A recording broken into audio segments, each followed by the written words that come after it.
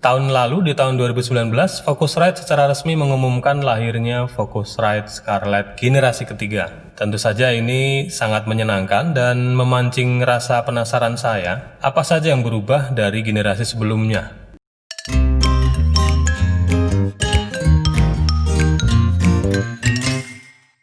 Halo Sobat Tekno, di video ini saya akan mereview sebuah alat rekaman yaitu audio interface Focusrite Scarlett 2i2 generasi ketiga. Di tahun 2020 ini, generasi kedua dari Focusrite Scarlett sudah berumur 4 tahun. Tahun lalu di tahun 2019, Focusrite secara resmi mengumumkan lahirnya Focusrite Scarlett generasi ketiga. Tentu saja ini sangat menyenangkan dan memancing rasa penasaran saya, apa saja yang berubah dari generasi sebelumnya. Sebelum kita beralih ke fitur-fiturnya, mari kita lihat rangkuman dari pembaruan spesifikasi dari generasi kedua ke generasi ketiga ini. Sebelum masuk lebih jauh, mungkin ada yang belum tahu apakah audio interface itu. Mungkin sudah banyak yang tahu atau bahkan sudah menggunakannya setiap hari, tapi tidak ada salahnya saya mengulang kembali buat kalian yang masih baru di dunia audio recording. Anggap saja audio interface ini adalah adapter berteknologi tinggi. Sebagai contoh, ketika mau merekam gitar, kalian tidak dapat mencolokkan gitar langsung ke komputer kalian. Sebagai gantinya, kalian mencolokkannya ke audio interface yang dapat terhubung dan berkomunikasi dengan software rekaman baik di Mac maupun di PC. Sebenarnya audio interface adalah sound card eksternal yang memiliki kualitas audio sekelas studio rekaman. Kalau dulu kita suka pakai external sound card seperti Sound Blaster yang ada channel 5.1 atau 7.1, nah ini audio interface Focusrite Scarlett 2i2 ini ya semacam itu, tapi lebih mengutamakan kualitas saat merekam atau mereproduksi suara. Kelebihan-kelebihan apa saja yang dimiliki Focusrite Scarlett 2i2 generasi ketiga ini? Kelebihan yang pertama, fitur dan pembaharuan generasi ketiga. Semua model Focusrite Scarlett menerima pembaruan serupa.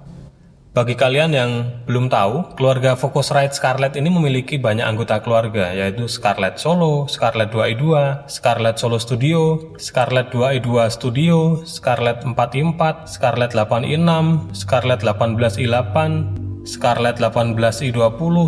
Jadi ada banyak sekali keluarga Scarlett ini.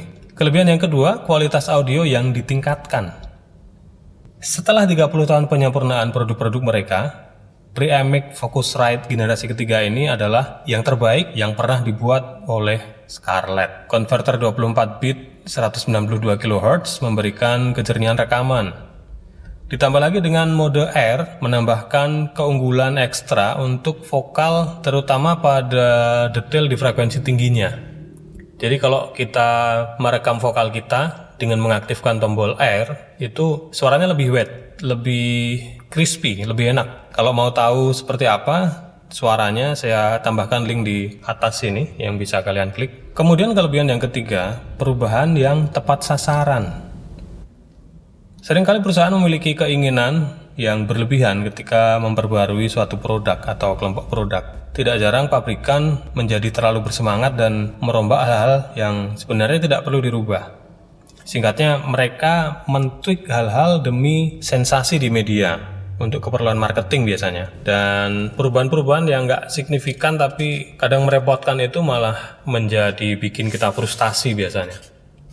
Tapi sejauh ini, Focusrite tidak jatuh dalam perangkap ini. Mereka tidak terlalu berlebihan dalam melakukan improvement. Karena mereka membuat perubahan estetika kecil dan mempertahankan tampilan dan nuansa klasiknya, membuat Focusrite Scarlett ini menjadi salah satu merek audio interface yang paling dikenal di industri ini, industri rekaman maupun di home studio. Bahkan kalau di Indonesia orang-orang bilang ini audio interface sejuta umat.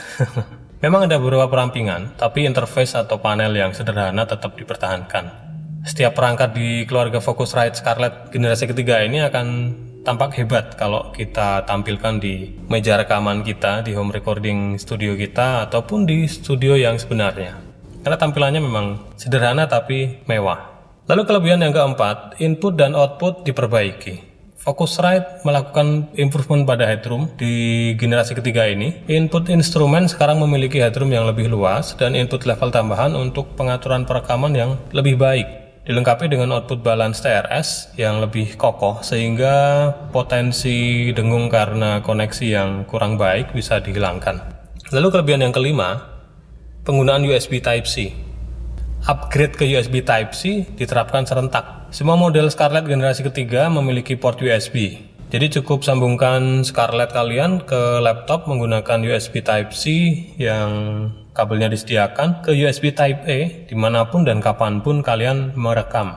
Jadi kalau misalnya kalian pengen merekam di komputer punya temen atau punya adik atau punya kakak atau dimanapun kalian ketemu laptop atau MacBook atau komputer, tinggal colok aja bisa langsung merekam. Kelebihan yang keenam, nih pengaturannya lebih mudah. Produk-produk Focusrite itu memang selalu mudah diatur, tapi tim mereka membuat pengaturan di generasi ketiga ini menjadi lebih mudah pada semua tipe di Scarlett generasi ketiga ini.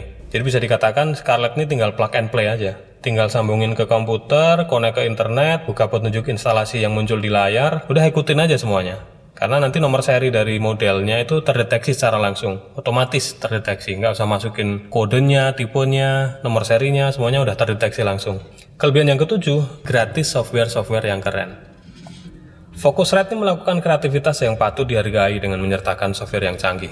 Lebih-lebih mereka menawarkan garansi 2 tahun dan keanggotaan yang gratis untuk Focusrite Plugin Collective.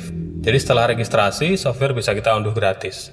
Dengan membeli Scarlett generasi ketiga ini, kita bisa memiliki Ableton Live, ini Ableton Live Lite ya, kemudian Pro Tools, dan juga banyak software lain yang menunjang kreativitas kalian. Software yang pertama, Ableton Live. Ini adalah program DAW atau Digital Audio Workstation, terutama digunakan untuk pembuatan track yang komposisi musiknya bisa langsung pada format MIDI dan outputnya bisa kita insert pakai virtual instrument supaya suara musik yang dihasilkan itu lebih humanized, lebih seperti dimainkan oleh orang beneran. Ableton Live ini biasanya untuk produksi musik-musik digital. Dan meskipun ini Ableton Live Lite, fiturnya tetap banyak, walau nggak selengkap kalau kita bandingkan dengan yang bukan versi Lite-nya. Tapi kalau kalian sudah pernah memainkan software yang sejenis seperti Fruity Loops, itu dengan menggunakan Ableton Live ini pasti akan lebih kreatif.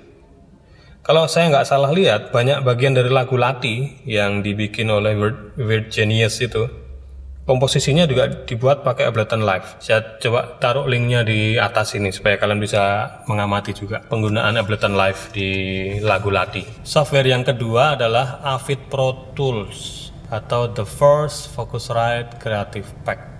The First Focusrite Creative Pack ini adalah bundle untuk pembuatan musik entry level. Ini untuk produser pemula, untuk instrumentalis, untuk penyanyi atau penulis lagu. Ini termasuk Pro Tools First dan juga ada 11 Lite, Black Op, Distortion, Grey Compressor, 5 Band ini graphic equalizer, kemudian Flanger, 5 Phaser, Roto Speaker, Sci-Fi, Studio Reverb, Studio Echo, Tape Echo, dan Intune.